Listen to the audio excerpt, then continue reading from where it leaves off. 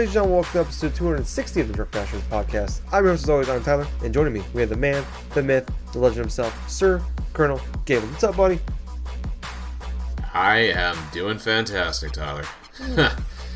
Like I was telling you before we started recording, I have been undergoing some forms of changes, and I've actually started to...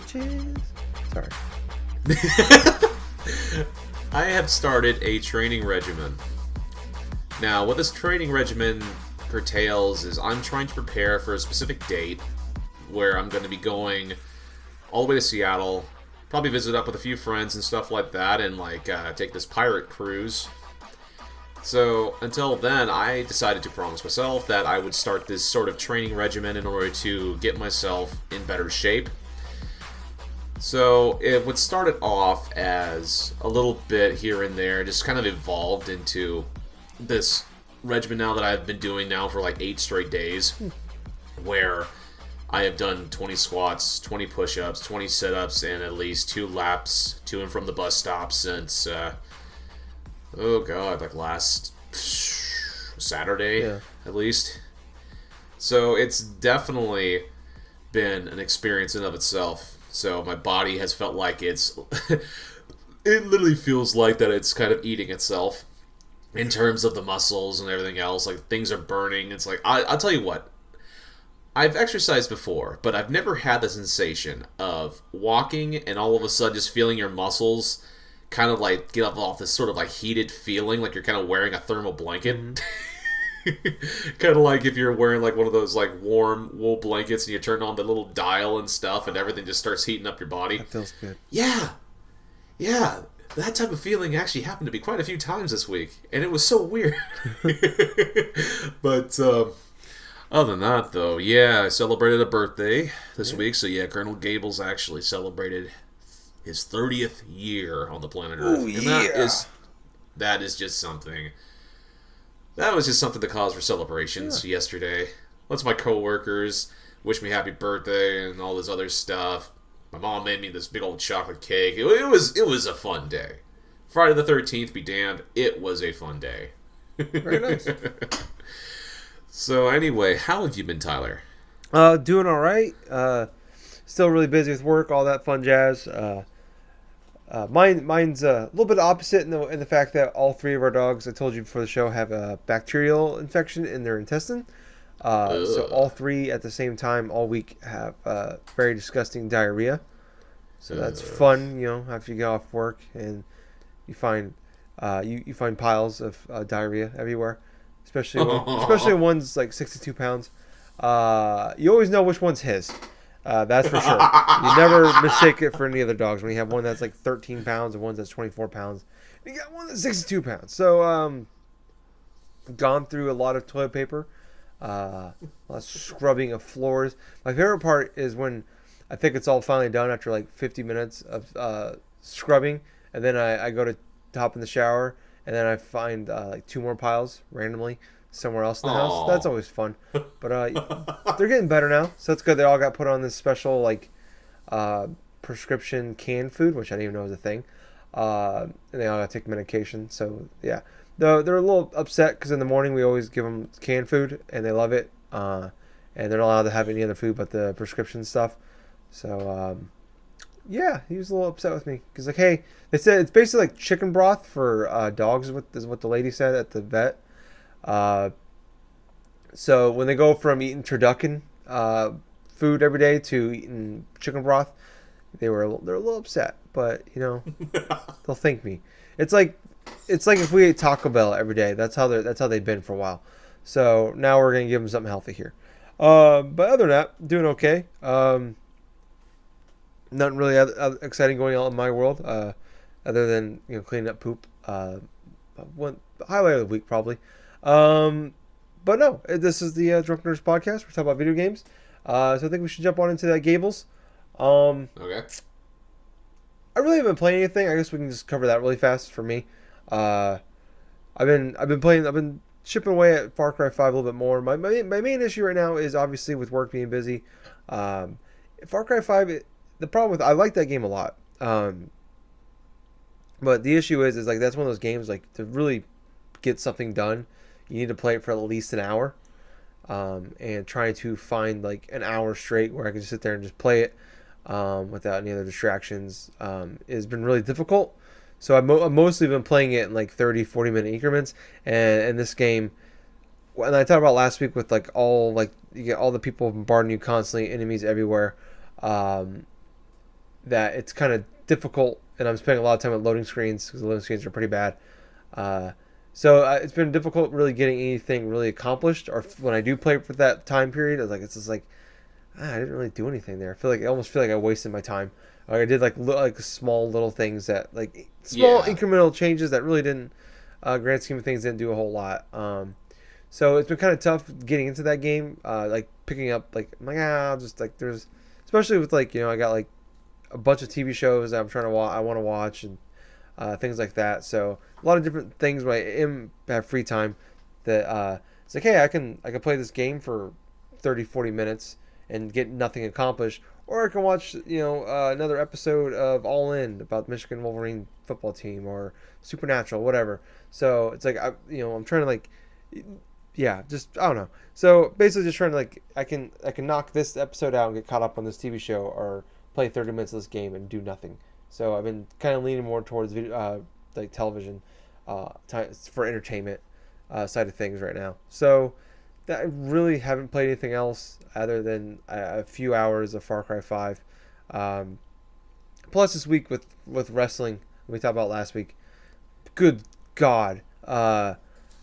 Between Saturday, Sunday, Monday, Tuesday, Wednesday, just WWE alone, that was 10, 11, 14, 16, over 17 hours of television in a 5-day span that they had going on. So that kind of took up most of my free time that I had, as far as like not really free time, but yeah. So kind of the reason why I get a lot of gaming done this week. Obviously, God of War comes out next week, so we'll be planning on jumping into that. It's getting amazing reviews. IGN gave it a 10. I think it's like one of like their 13th or 14th games that were getting a 10. I think GameSpot gave it a 9 out of 10 or 9.5 out of 10 or something like that. So I'm even more excited about that game than I was before. But that's like I said, that's all I've been playing. What about you, Gables? Well, like with usual, I have been playing a hell of a lot of Pokemon games. Now, from the last time that we've met together, I started talking about Pokemon Platinum with a lot of the team elements that I've done, that I was right towards like the Victory Road and all this other stuff. Well, later on after we got done recording, I started to play a little bit more, and I got it to a point where I went through the whole Victory Road stuff.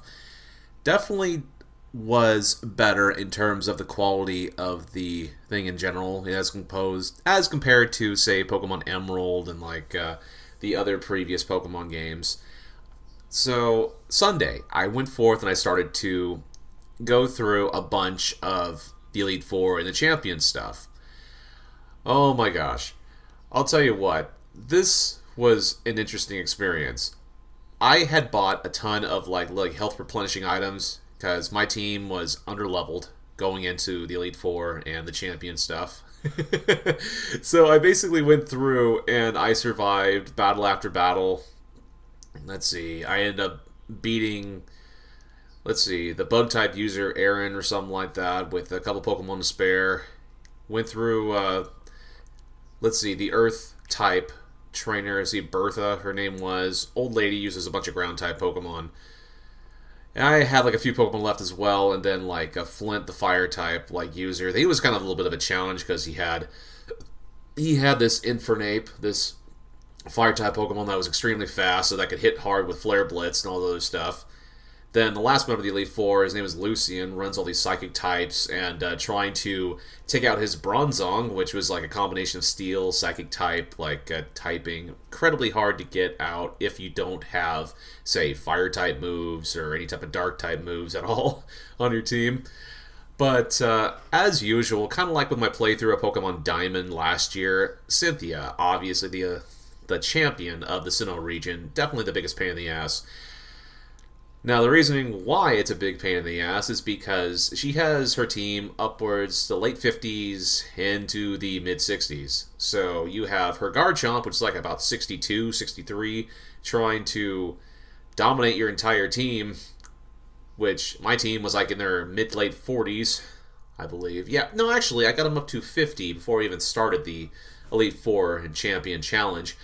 So I went through and we traded back and forth. I had to battle her, I think, twice because of, well, let's just say she kind of overwhelmed me near the end of that battle. But I managed to figure out a way to beat her by basically using an old technique I used to use as a kid where I would waste the amount of power points a Pokemon has in a move by using a bunch of revives and a bunch of health replenishing items. And that way they would switch to another move, and I would try to trap them inside of like a specific Pokemon set, like combo strategy that I would have.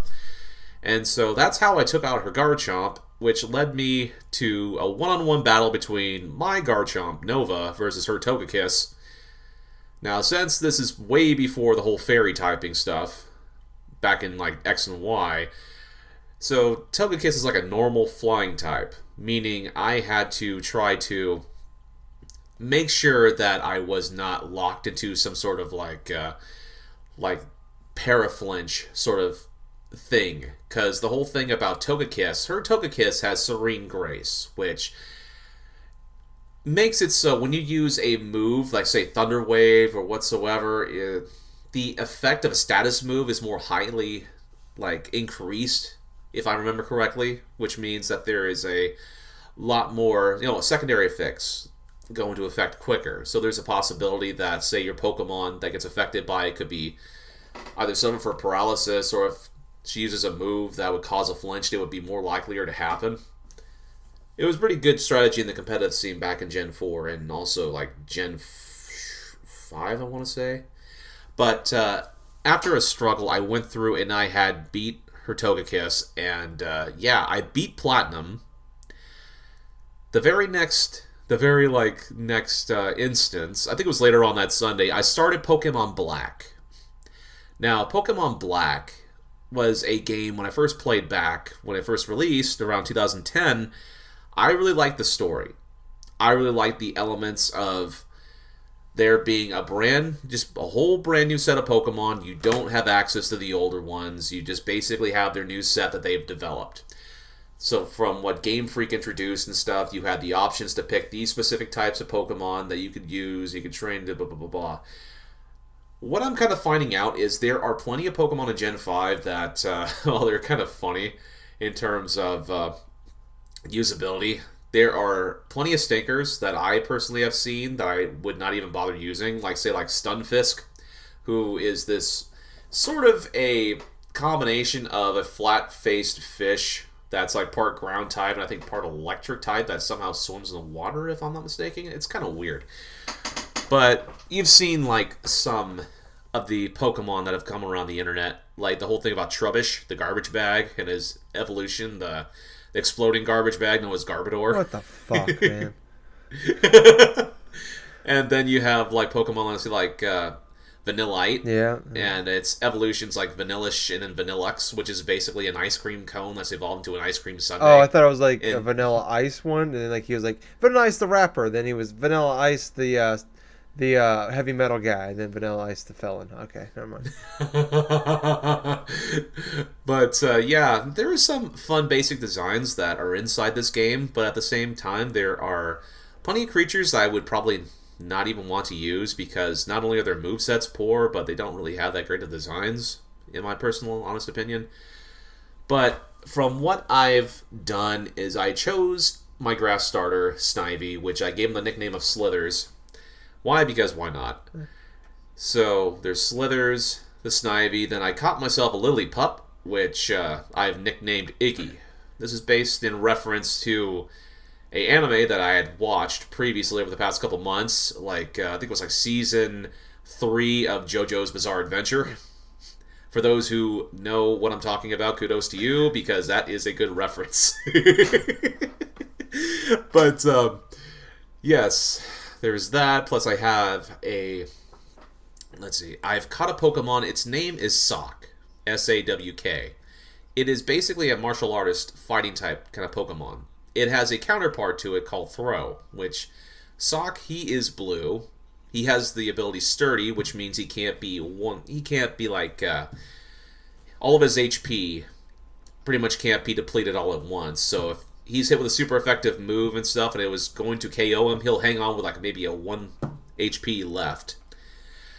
Let's see, there's him. I gave him the nickname of Jiren. I'm trying to think of what else did I do. Oh yes, I got a Ponpour that I had gotten from like near the first gym of Black, and I gave him, well, him or her, I believe, the nickname. Phew. Oh man, now I'm starting to fade on nicknames. Well, it's common. Whenever I go through a Pokemon game and I started naming my party a whole bunch of different characters or something, it really just goes through and just draws a blank. But I did that, plus I went forth and I caught a little crocodile, a little ground crocodile, which I gave him the nickname, let's see, Brenda. Actually gave her the nickname of Brenda. And so I also caught this little Pokemon called P-Dove. It basically is a pigeon Pokemon, right? It's a female pigeon Pokemon, and I gave her the nickname of Dude. Oh, that's right. Oh, that's right. Does the name... it abide? Well, she certainly does abide, and she definitely does transport me to and from towns very easily, so the Dude abides. But I remember the nickname of the little Ponpour that I had. His name is Mr. Teeny. So, for those of you who don't get that reference, Mr. Teeny from The Simpsons. Moe's monkey that would do knife fights. So, with that ragtag group, I basically have myself a pretty fun time playing through Pokemon Black. Currently, I have evolved all of them, except for the P-Dove. Obviously, Dude is just there for flying me places. And, I have gotten all 8 badges. Nice. In the span of a week, I gotten all 8 badges. I have battled a bunch with both of the rival characters, because inside Pokemon Black and White, you start the journey with 2 other friends that become rivals and this and that and stuff. And throughout that journey, you meet like this team of Pokemon Liberators. They call themselves Team Plasma, led by these crazy people called like the 7 Sages and stuff like that, headed by this dude called Getsus and stuff, along with their king or something like that. N gives himself a nickname for. It all deals with like a story that's sort of like more in depth than previous Pokemon games, where it just talks about like how Pokemon are used, like in terms of like, say, oppressed and all this other stuff. And it's kind of like a weird kind of dark topic for a kid's game, but at the same time, it actually feels a lot more fleshed out in terms of the way you think about it philosophically. It's like, are these people actually going forth and capturing Pokemon, just to use for just battles only, or are they actually friends with them? It's like, yeah, it's definitely something to think about. And like I said before, when I played through the first time, I really liked how different it was. So, one last thing I do like about playing Pokemon Black is, unlike previous games, when you use a TM, it does not run out. No. It has unlimited uses. I forgot about this feature, and I did not remember it up until today. Because I opened my TM section of my bag, and I was like, hey, there's a whole bunch of things I could possibly teach my party here still. So, as it stands right now, I had just got through my last gym battle. Now, the first couple gym battles were easier. Let's see, it wasn't really until the 3rd or 4th. No, it was definitely the 4th, where I was facing off against the electric type user Elena, I think her name was, where she used 2 squirrel Pokemon that are electric types, Emolga, along with her Zebstrika, which is basically an electric zebra. The choices for electric type animals for this this gym in general just kind of this makes me laugh because basically I'm facing off against 2 electric squirrels and an electric zebra in terms of like just try to get her badge and all this other stuff. And with that, they use a strategy called Volt Switch, where the move Volt Switch is a special type move to where if they outspeed you, they can go through, hit you hard, then go switch out to the other one. Yeah, that was an annoying strategy I had to deal with. But, let's see. The rest of the gyms, with the exception of the very last one, were actually pretty easy. The ground type user Clay was pretty easy. Let's see, Skylo was pretty easy because I had my my Stoutland, Iggy, learn Ice Fang through a various way where I go to the specific place to relearn different moves by having things called heart scales or something that you can gather. Yeah, it's kind of in depth in terms of like how you can actually manipulate moves and this and that, or remember or forget moves. But that's for another time. But let's just say that the last gym battle that I had was against this dragon type user called Drayden. Now this gym leader is supposed to be like the toughest one. He has his dragon types, and it's basically set around setup and sweep sort of strategy, where he uses his Fracture and his Haxorus to set up with Dragon Dance. What that does is it increases the attack and the speed of his Pokemon by 1 stage. Meaning, I had to go through a scenario where after 1 Dragon Dance, he would outspeed my party and try to hit moves, say like Dragon Tail, or even like Slash first. And depending upon how many times he did Dragon Dance, he could KO my party, say like with 1 hit. So I literally had a situation to where I was down 1-on-1. I had Jiren versus his Haxorus. Now, I tried using counter, and I did not realize that the move that he was using, Dragon Tail, had a even slower priority than the move I was using. What I mean by that is there are certain times Pokemon moves have a specific type of priority. Like, for example, if you know the move Extreme Speed, that has a +2 priority. A move like Quick Attack has like a +1. Of course, some other like moves, say like Water Gun, and this has like a 0 sort of priority. But Dragon Tail, I think, has a -2 priority, whereas Counter, I believe, has like -1 or something like that. It's just sort of weird in terms of like the priority like hierarchy. But let's just say that it totally disrupted the strategy to where I basically lost the battle because of like a couple of miscues that I did. But yes, I ended up going through and beating that gym leader by using Iggy and his Ice Fang. So literally I could say that my dog is the slayer of dragons. Good boy. So now I'm at the last portion of the journey for Pokemon Black, to where I'm doing the final confrontations with Team Plasma, and then I have to go through and beat the Elite Four and Champion. That's it. Nice. So I am 17 hours into this game since last Sunday. Jeez. I don't know how I keep finding the time, but my bulk of what I've been doing has been today. So that's all I've been playing. That's cool, man. So what you got after Black and White? You're gonna have, is that when X and Y comes into play? Actually, no. I would still be in Generation 5 because there's a sequel to Pokemon Black and White. Black 2 and White 2.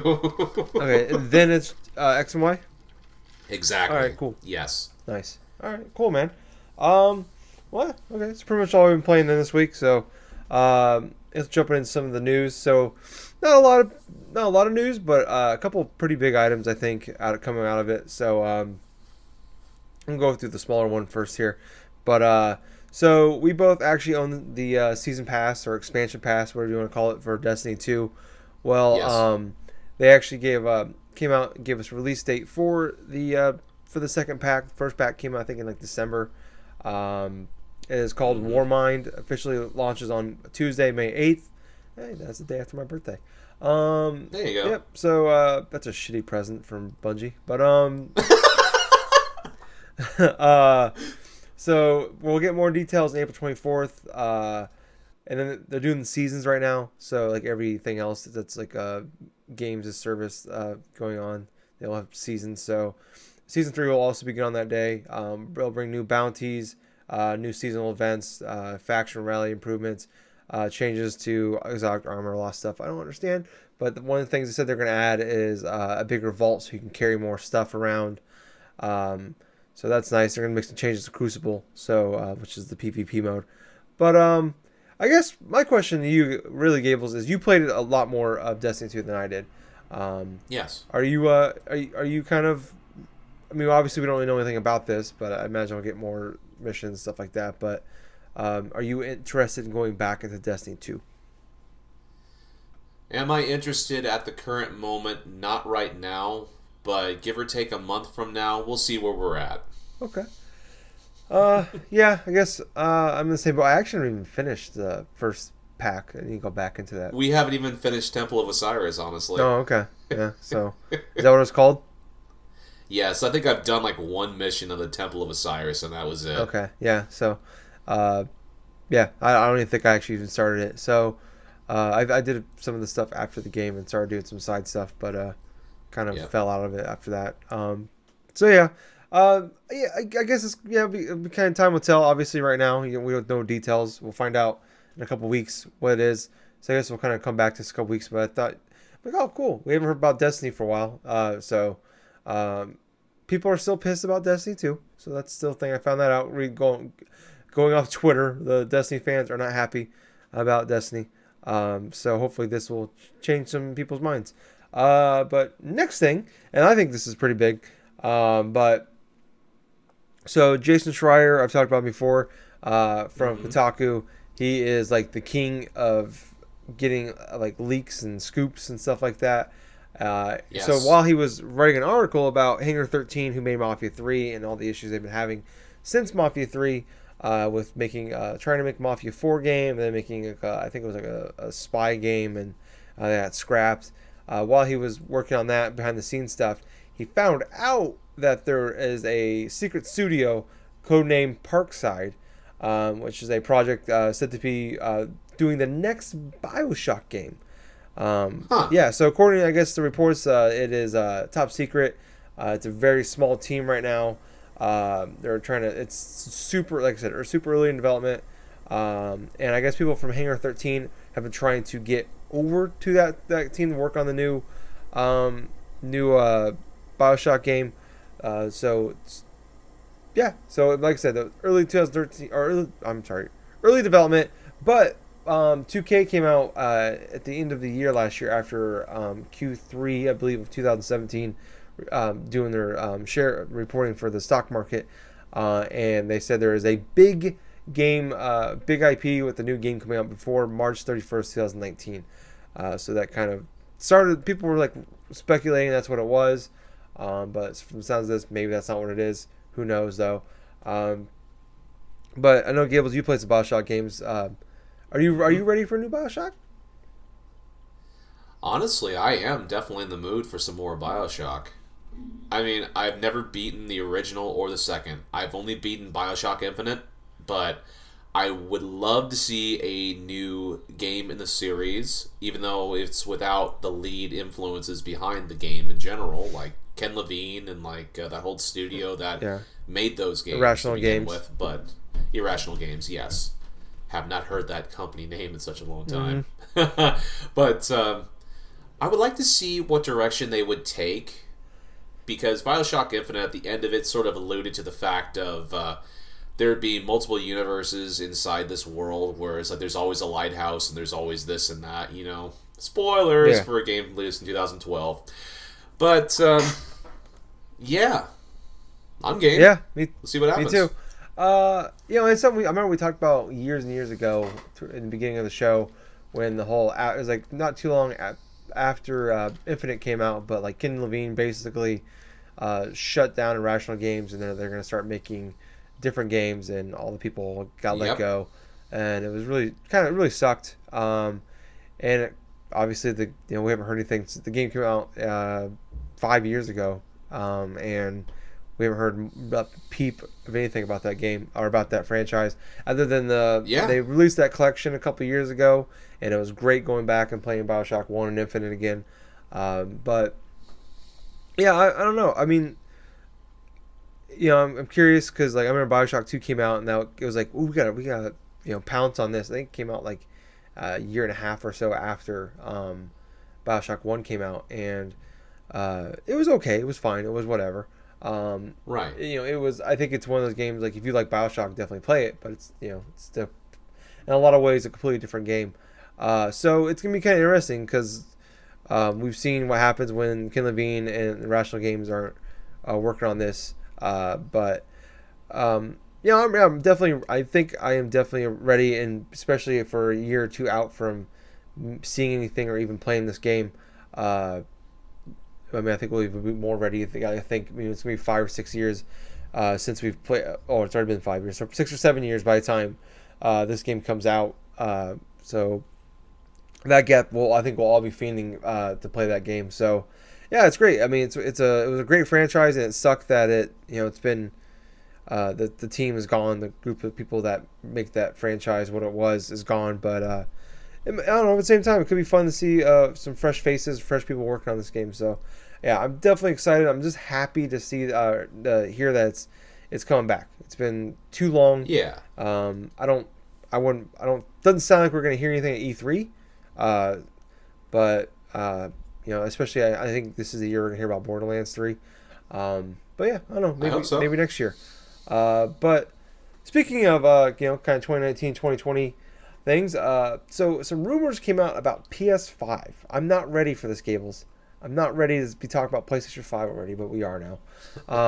So I guess there were some rumors that the PS5 was going to come out in 2019, and I didn't even know about this, but I mean inside the the industry, there was a lot of rumors that were coming out in 2019. But now it sounds like it's being the PlayStation 5 is being pushed back to 2020. No real details other than that, but other than sounds like backwards compatibility for PS4 games will be a thing, so that's great to hear. But well, I would expect that to be this case. Yeah. Considering that Sony was very adamant about not having backwards compatibility support for digital purchases for the PS3 era, or even like the physical discs. I'm still sore about that. Yeah. Because I had 50-something fucking games, and along with digital stuff, but not able to play on the PS4 was a huge reason of why I was so slow to try to pull the trigger on the PS4. Yeah, initially. Yeah, especially because with what Microsoft's done with the Xbox with the whole backwards compatibility, they've killed it, and they've never released numbers. They never said anything about PlayStation Now. So that should tell you. I think that should tell you something about where it's at. Where I think if it was super successful, they would be piping a lot more. You hear about when like Sea of Thieves came out, Microsoft was out there with all kind of press releases, gloating about how great Xbox Games Pass has been, and then also Sea of Thieves has been because of that Games Pass. So I think if that was the case when PlayStation Now came out, you would have heard something at the beginning, which you never heard anything, and it's been out for 2-3 years now, and nothing. So that tells me that it's not. They still do a good job of updating it every month, and they show a bunch of new games coming out for it. But Xbox has been killing him in that part. So I think this is their way of playing catch up. And at the very least, I think you should be able to play digital games, PS4 games. But it'd be nice if we could play disc-based ones too. But it's. I guess since it'll be in 2020, it'll be 7 years. But in a weird way, like this generation, it feels like it's flying by. And yes, obviously the last one was 10 years, but that's mostly because of like we were kind of going through a pretty rough time in America and with a recession and everything. So that's why they lasted as long as they were, almost 10 years. And people, it was weird. It was crazy to think people, but at the time, people really thought that the home console industry was drying up, and come to find out, it's actually stronger than it ever has been before. Especially with the Switch out there, and the PS4 on pace to being one of the highest selling consoles of all time. Same with the Switch. Yeah, too. amazing, right? Yeah. Amazing, right? How like people dismiss like something as something archaic or something being totally replaced by digital stuff, and then all of a sudden, all the physical stuff just still remains, and everything else is sort of like as it was Yeah, before. yeah. So it's stronger than ever. And sorry, I lost train of thought there. But I mean, it took a couple of years to really get into its groove, and I've talked about in the past before. But like the first couple of years of the generation, there was a couple of good games out there, but they were also on the old console. 2013 was a pretty down year, really. Or no, 2013 was actually a good year. That's when like Last of Us and Bioshock came out. But 2014 was a really down year. I mean, Yep. I mean like we got like a lot of sequels and no real big great exclusive games. But that was like Infamous Second Son and Titanfall 1 came out. And there was like plus we had the odd games, say like Middle Earth: Shadow of Mordor, which took Game of the Year honors from like a couple different retailers. Where any other year past that, it wouldn't even be inside the top 5. It'd be a second. It was a second tier game really, and that was for a lot of people that was one of their favorite games of the year. I mean that we talked about like that. I mean I've talked about that game that year back in the day. It's like if it wasn't for Nintendo and like indie games, that would have been a terrible year.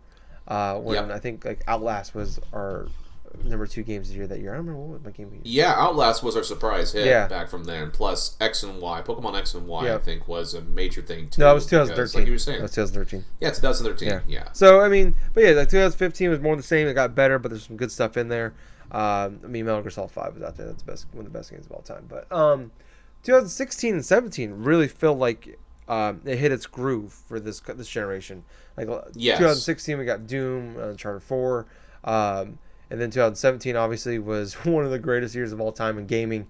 And I think we're kind of seeing that a little bit where like everything came out in 2017. We're not seeing a whole hell of a lot this year, or at least hearing about what's coming. But I think we're finally in. It feels like it took going back to what I was saying about people thought the generation's dead. Everybody was a couple years behind on making big games for these consoles, especially exclusives, and it took a little bit to get there, and we finally get there, and it feels like we're hitting that stride, and maybe in 2020, maybe by 2019, a year from now, and a year and a half from now, our thoughts will be different, and we'll be ready for it, but I feel like we can make this go a little bit longer. It's PS4 still selling extremely well. We just got the Pro in 2016. We just got the Xbox One X 6 months ago. So, I mean, I guess by then it'll be 3-4 years when we get new consoles. But I just, on top of that, like, hey, we got all these great games. They're still selling really well. The consoles are. But what are they going to bring to the table? What's changed in the tech industry? I mean, obviously, we're not business people. We don't understand how a lot of stuff works. Like, we didn't, who thought the Switch would be what it was? Nobody did. At least to the level it was. But I'm just trying to think of what's the game changer for next generation. There really wasn't a big game changer this generation. I still feel like adding the Twitch stuff was pretty cool with streaming, and sharing was probably the new features. Obviously, the online being better. I think this was big for PlayStation with like the online store and how the user face works. But I think the sharing with your friends and things like that's been really cool, and digital stuff has been great. But honestly, I don't know what they'll be. In the grand scheme of things, there has been fewer elements that has made something a complete game changer unlike last generation. In honest to God, like my honest opinion, I feel this generation is sort of continuation from last generation, to where things are improved upon incrementally. There are elements to stream to different different places, Twitch, YouTube, this and that and stuff. You have elements where you can go through and like make your own content, upload it to the internet, and then various other stuff. But the only thing I could really think that may be potentially something that may happen the next generation is the amount of accessibility for the way you play, and then it's like the way you basically go through and enjoy your content. We're seeing hints already, like say with the Nintendo Switch having like all the accessibility stuff between portable and this and that. Gaming pretty much evolves. It evolves as much as the consumer goes through and like their way of use. So a lot of the trends we could actually track forward, comes from Japan, because Japan, technologically, sometimes I've heard people say is like maybe 5, sometimes 10 years ahead of the curve when it comes to like specific things, like hearing stories from like people who worked at IGN that when they visit over like 2005 or 2004, and seeing all like seeing the people on the Japanese subways on their phones and this and that, and just looked like it was kind of a bizarre thing. And then like having things like that happen like years later in America and this and that. Yeah. But that's just a specific niche example. But in form of a video game sort of landscape, people are as busy now as they have been over the past 5-10 years.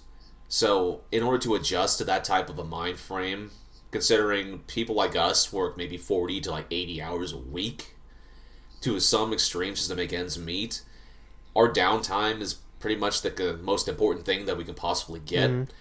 So anytime we can actually go forth and have like easier access to games, say like enjoying the favorite content from say like a PlayStation or Nintendo, say on the go or something like that, is very vital.